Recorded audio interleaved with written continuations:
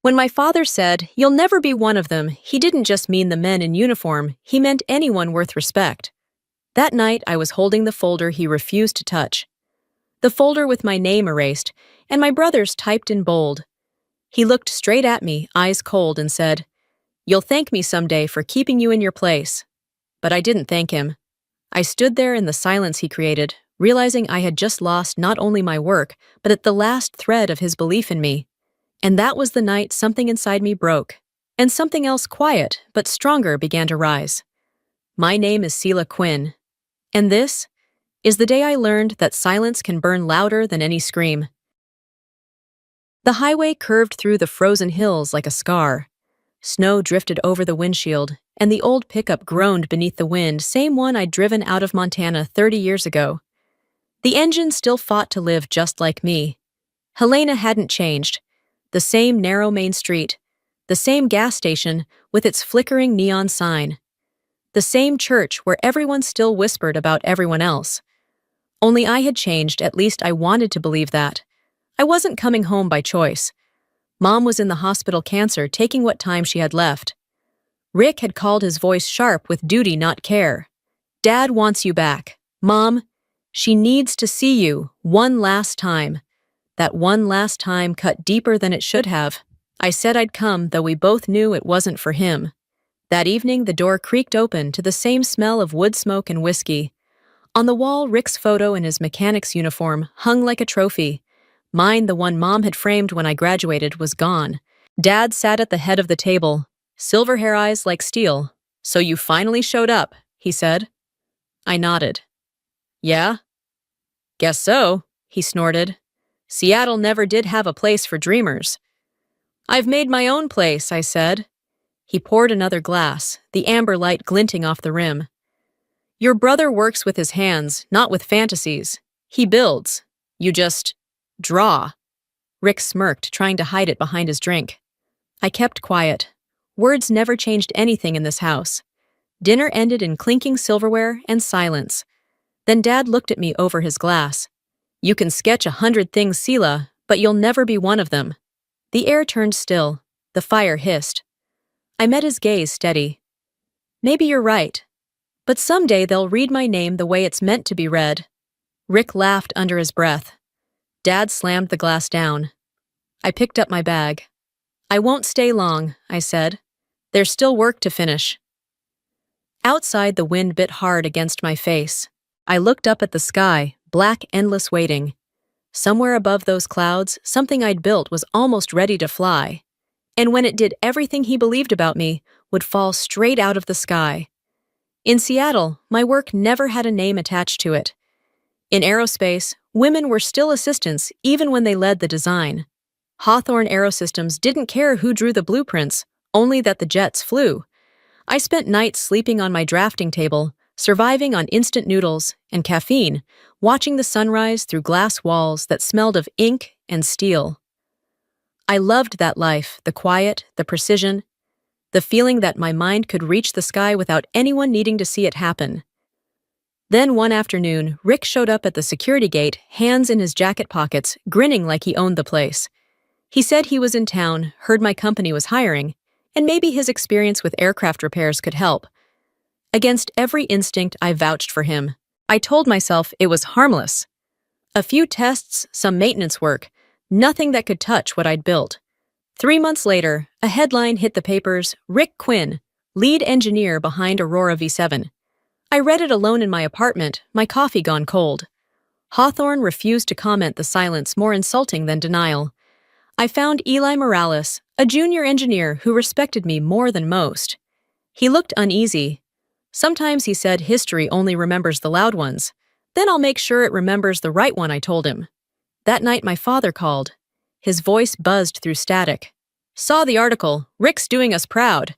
You always were better at taking notes than leading, huh?" I didn't answer. The line went dead. Later, I opened the metal cabinet in my study. Inside was the original Aurora schematic, my signature, the security seal, the timestamp. I touched the ink still sharp after all these years and whispered to the photo of my mother beside it. "The truth's still here. It just hasn't learned to fly yet." Weeks passed. Mom's health collapsed. Rick called, his tone suddenly soft. Dad wants you home. There's paperwork for Mom's care. It won't take long. Helena was frozen when I arrived. In the hospital room, Mom's eyes flickered open, long enough to breathe out. Don't let his fear cage you, Seela. Her voice trembled like the machines beside her. That afternoon, Rick handed me a folder. Just some forms to keep the house in Mom's name, he said. I skimmed the pages, saw legal jargon, his company's logo, and too tired to think signed. 2 weeks later, an envelope arrived from Hawthorne. Termination of employment. Transfer of patent ownership to associated contractor Rick Quinn. My heart stopped. I tore through my files until I found the original agreement, identical wording, identical date. The paper I signed for my mother's house had stolen my life's work. I drove to my father's, the newspaper still damp in my hand. Did you know about this? I asked. He didn't look up from his drink. Your brother turned an idea into reality. You should be proud. Snow was falling hard outside when I left. The road blurred white, like the world itself was erasing what was left of me. That night, Eli called again. They're using your blueprints for a government contract. If you stay quiet, your name disappears forever. My voice stayed calm. It doesn't need to be said, Eli. It just needs to appear when it matters. After he hung up, I stood by the window. Over the sound, a faint light blinked across the night sky, Aurora's first flight test. For a moment, I imagined the hum of its engines whispering my name, carrying the truth higher than anyone could silence. Mom died on a pale March morning. I took a flight back to Helena and watched clouds drift like pages from a life I'd once left behind. This time, I was coming home to say the last words to the only person who ever believed without asking for proof. The funeral was small and stiff, with that particular kind of town devotion. Everyone came to mourn and to praise Rick, the family's shining example. He read the eulogy about carrying the Quinn name into the world. Dad squeezed his shoulder, pride bright in his eyes. No one mentioned me. I sat near the back, the room folding around, a silence I'd learned to live in. When they carried the casket out, Dad leaned toward me and warned me not to make trouble, that it was Mom's day, not mine. I clamped my jaw and nodded. Outside, snow feathered the church steps, and a thick envelope slipped from the floral spray, landing at my boot. It was my mother's handwriting. That night, alone in the room where I'd once tucked childhood trophies away, I opened the letter. Her words unspooled like a map. Don't let fear box you in, she wrote. She told me she had kept a copy of the Aurora V7 patent in her bedside drawer, and if I ever needed proof, it was there. The drawer groaned when I opened it. Inside lay the original agreement, my signature, the lawyer's stamp, and a penciled note declaring me the original creator. She had known. She had saved it for me. By dawn, I walked into the post office and sent a single envelope to the Department of Defense Office of Intellectual Property. I signed my name across the flap. If they wanted to know who built Aurora, they would be told the truth. I left without an audience.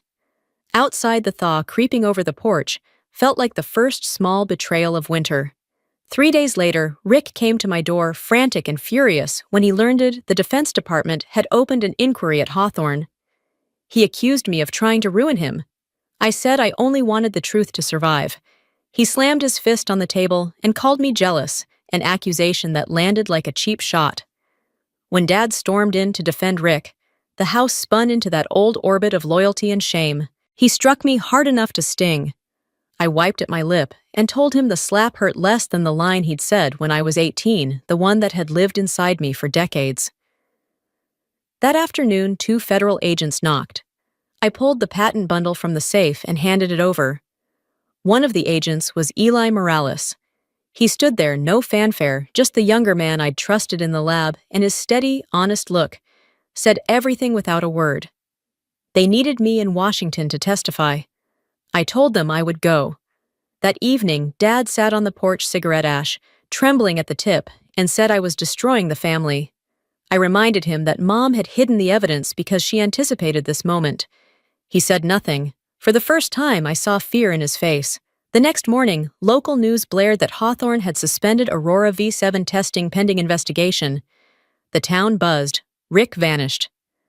Dad locked up the shop and hung a closed sign. That night, the phone rang with an anonymous voice, warning me I could be erased from history if I kept going. I let it ring out. Then an unmarked envelope appeared on my doorstep containing a formal request from the White House, asking me to brief the National Ethics Committee about Aurora. I held the letter against my chest and whispered to the dark-telling mom I would make them hear my name, not for revenge, but because the truth deserved to fly. Washington was heavy with wind that afternoon, flags snapping against the marble face of the National Ethics Committee building. Eli met me at the entrance, his tone low and careful as he handed over my visitor badge. He told me to keep my answers short. I smiled, saying I didn't need them to hear everything, just the part that mattered. Inside the hearing room fanned out like a theater built for judgment. Senators in dark suits lined the semicircle papers, rustling like distant thunder. One of them, gray-haired and sharp, looked down at me. He asked if a woman like me truly believed she could manage a multi-billion-dollar defense project. My reply was calm. I didn't believe I had done it for 7 years. The whisper that followed rolled through the room like a wave. They brought out a document next the supposed transfer of ownership. My signature, copied cleanly, stared up from the page. According to Rick's submission, I'd handed my life's work over willingly. I told them the truth. I'd signed that paper in a hospital room, believing it was about my mother's house, not a patent. If they wanted answers, they should ask who wrote the contract, not who signed it. The young senator at the end of the table rose with a second file freshly verified. The corporate seal on Rick's contract was counterfeit. I let the silence stretch, then turned to the projection screen. Aurora's blueprints filled the wall, my notes, my codes, my dates. The same engineers who had doubted me stood to their feet. When it was over, Eli caught up with me in the hallway. They would release findings within 72 hours, he said, though rumors whispered that the president himself wanted to meet me. I told him I'd waited 30 years to be heard. 3 more days were nothing. That night, I turned on the television and saw my father's face. He told a reporter his son was the only Quinn who understood honor, and that his daughter had humiliated them all. I stood before the screen dry-eyed. Maybe I had been wrong to hope he'd ever be proud, but at least I could still stand without bowing. 3 days later, Washington hummed with speculation. Headlines questioned whether Rick Quinn had forged the future of American defense. I switched off the noise sitting in my hotel room where the curtains swayed in the draft. When the knock came, a courier handed me a letter sealed with the presidential crest, an invitation to the national recognition ceremony. The paper felt colder than it should have, heavier than triumph. The phone rang almost immediately. Rick's voice cracked through the line, ragged and desperate. He said I'd won, that Dad was drowning in shame, that if he died, it would be on me. I told him quietly that if our father died over the truth, then he'd never lived for honor. Then I hung up. Later that night, a White House advisor arrived, requesting confidentiality until the ceremony.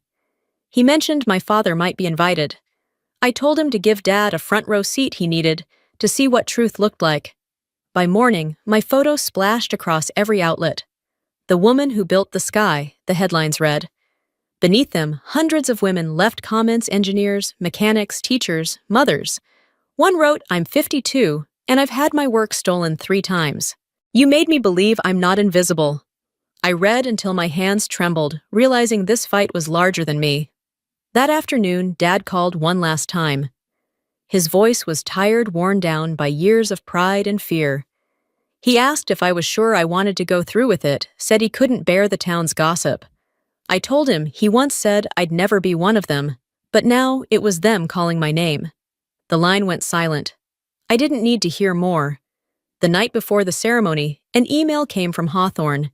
They wanted me back this time as director of engineering. My reply was short. I don't work for people who only respect me after someone else does. At dawn, Eli waited by the car that would take me to the White House. He asked if I was afraid. I smiled, steady and sure. I had been afraid once when silence was safer. Now I only wanted to hear how my name would sound when spoken aloud. I don't remember how that morning began, only the sunlight flooding Washington, and a sky so blue it felt unreal. The car stopped by the National Mall, where a sea of people waited. Flags rippled, music rose. Eli leaned close, whispering, "It's time." I touched the small medal my mother left me and stepped forward. The brass band played "America the Beautiful." the president stood at the podium, list in hand. Today we honor those whose work carried our nation's technology to new heights. Applause followed each name until he paused. The silence was complete. And finally, Sheila Quinn. The crowd erupted. I stood still as cameras turned, wind brushing my hair. Across the rows my father sat rigid, then slowly removed his old Air Force cap and bowed his head. Millions watching saw it, the man who once denied me now surrendering to truth. When I took the stage, the president smiled. "We owe you our thanks." I answered softly, "No. I only returned the sky to its rightful owner." Above us, Aurora V7, cut across the blue gleaming. Then over the loudspeakers, my mother's voice. "I just hope my daughter will be called by her name." I smiled. "I'm flying now, Mom." Weeks after the ceremony, I was summoned as a witness in the trial of Rick Quinn, charged with intellectual property fraud and falsifying federal documents. The courtroom overflowed with reporters and spectators. Rick sat pale and trembling at the defendant's table. My father was there too, called to testify. When the prosecutor asked Mr. George Quinn, "Do you know who truly created Aurora V7?" the room went utterly still. My father's hands shook as he rose. His eyes were wet, his voice thin but clear. "I once said my daughter would never be one of them," he said. "I was wrong. She built Aurora. And I'm ashamed I didn't believe her." Gasps rippled through the crowd. The headlines later would call it the father's confession. For me, it was just the sound of truth finally spoken aloud. Outside, he caught up with me in the corridor, voice trembling. "Sheila, I'm sorry. I never knew you were that strong." I met his eyes and said quietly, "You don't have to apologize. Because for the first time, I heard you tell the truth." He broke down, gripping my hand. "Your mother would be proud." "I am too," I said. Rick was sentenced soon after. I didn't watch him fall apart. I only whispered, "You could have flown beside me, but you chose to break the wings." Then I stepped out into the sunlight. Warmth spilled across the courthouse steps, and for a moment, I thought I saw my mother's silhouette in the wind. Or maybe it was just the light finally setting me free. 3 months later, I accepted a teaching position at MIT. The lecture hall shimmered with morning light, rows of young faces turned toward me, not in doubt, but in respect. I opened the first slide, a photograph of Aurora V7 beneath it, the words "Dedicated to Margaret Quinn, the woman who believed in the sky." I said, "Someone once told me I'd never be one of them. Turns out I never needed to be. I only needed to be myself." That evening, I walked past the Washington Monument. The lights glowed against a new metal plaque, "Sheila Quinn, Aerospace Engineer, Aurora V7 Project." I traced the letters and whispered, "Maybe he was right. I never was one of them. But today, I am free." In a quiet lab elsewhere, Eli Morales studied a new blueprint, Aurora 8, the Sheila Protocol. Beneath it, a photo of me and my mother smiled in the glow of blue light. Proof the dream hadn't ended, only begun again.